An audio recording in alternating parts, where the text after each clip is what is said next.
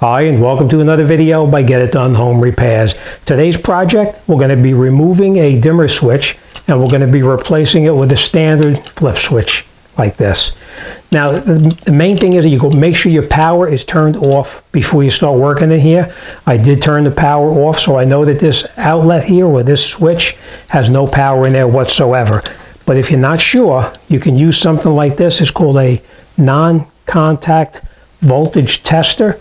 And you can put it up against the wires and they'll tell you if there's power in it. I'll show you how this works in just a minute. The tools you're going to need are basically just a Phillips head and a flathead screwdriver and possibly a set of needle nose pliers, and that's it. All right, so enough talking. Let's get in there and let's take this apart. Let's put a new switch in and we'll get this finished up. All right, first thing we're going to do is we're going to remove all of the 4 screws in here. You can see I took 2 of them out already. We're going to take the other 2 out right now. Be careful, because if you drop them, you're probably going to have a hard time finding them.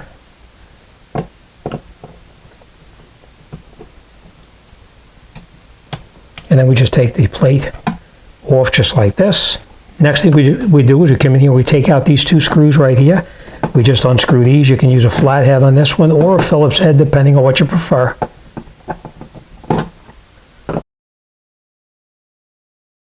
Screw the screws, and we just take our box out. Just like this, and we have all the wiring in the back right here. Now, as I said, I know that the power is off, but if you were not sure if the power was off, you could take something like this, a non-contact voltage tester. You take this, you touch it on the outside of the wires, and if it beeps, then you know that there's power in there, but we have no power in here at all. All right? Okay, next thing we're going to do is we're going to pull the wiring out so we can gain access to it.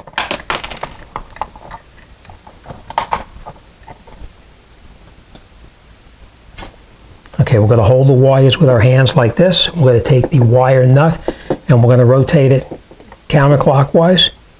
And we just take it off just like this. Next, we're going to come over here and we're going to take the ground wire as well. Take it off. We're going to unscrew it, same thing, just like this, and take it out. Okay. And the last thing we're going to do is we're going to unscrew our other lead off of here like this. And we'll take this like that. All right, let's grab our new switch and we'll wire it in. And both my dogs are just laying here watching what I'm doing.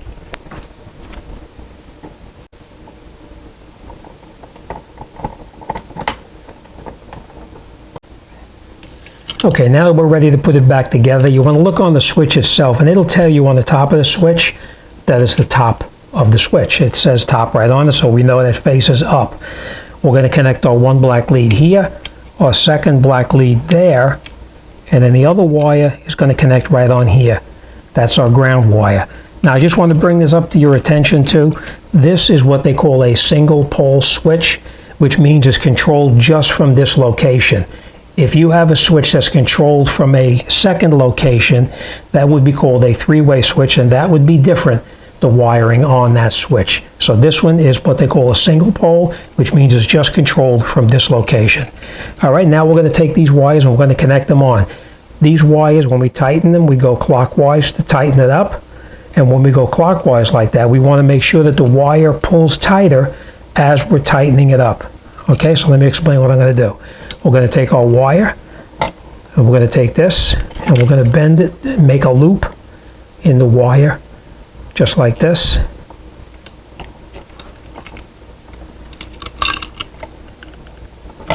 A loop just like that. And we take it and put it on here, just like this. And then we grab our screwdriver and we tighten it up. Now, remember what I was telling you about?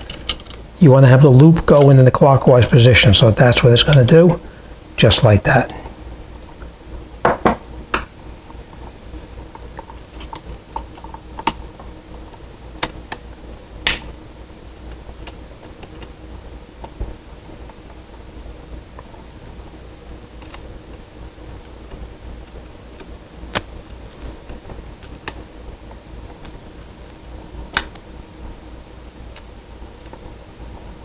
Okay, so that wire is now nice and tight. Let's connect our second wire up now as well. Okay, next we're going to take this wire here and we're going to create a loop in the end of this one as well. That's when needle nose pliers come in very handy. We just take it and we bend it just like this to create the loop in the end like that. Again, we're going to put it on here and we're going to make sure it tightens up in the clockwise position.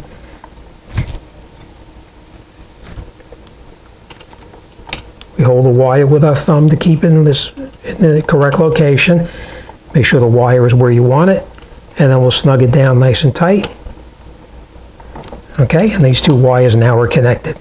Next we're going to turn it around over this side here, and we're going to connect our ground wire here onto our ground wire there, or a ground screw I should say. Now this one, as you can see, it's going to rotate in a different direction because it's on the opposite side. So we're going to go this direction, clockwise again. So you want to make sure that this turns in a clockwise position as well as it tightens up.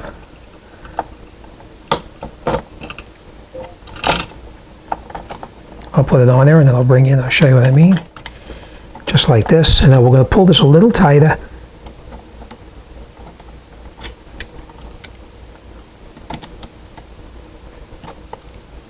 Just like that.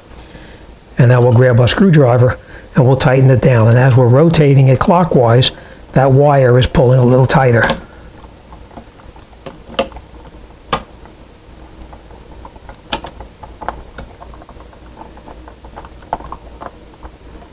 Okay, so that's all there is to it. We connected up our ground wire and we have our two black leads connected on here. All the screws are tight. Next thing we'll do is we'll put it into the box here and we'll tighten it down. We're going to take our wires now, we're going to push them back into the box, and you can see how the wire is folded a little bit there. It's good to have it in like a Z-type bend in the wire, because that way as you push it into the box, it'll push flat together. All right, so I'll show you what I mean. You see the wire here, how it's like a Z? We just push it together, and that's how we put it into the back of the box to recess it.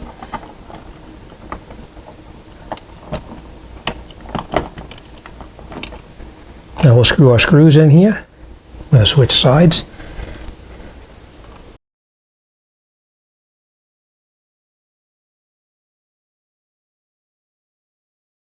Okay, let's get our cover. Let's put our cover back on.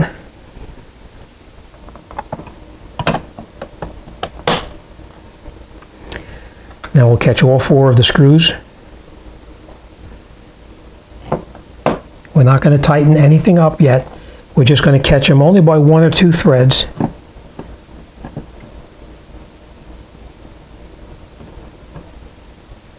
And the reason we're going to do that is because if we need to move that switch around a little bit, we can do it while they're still loose. Once we tighten them up, then of course you will not be able to do anything with it. And now that we have them all caught, we'll just screw it down. Remember, you're only screwing it into a plastic cover, so don't over tighten it because you'll crack it.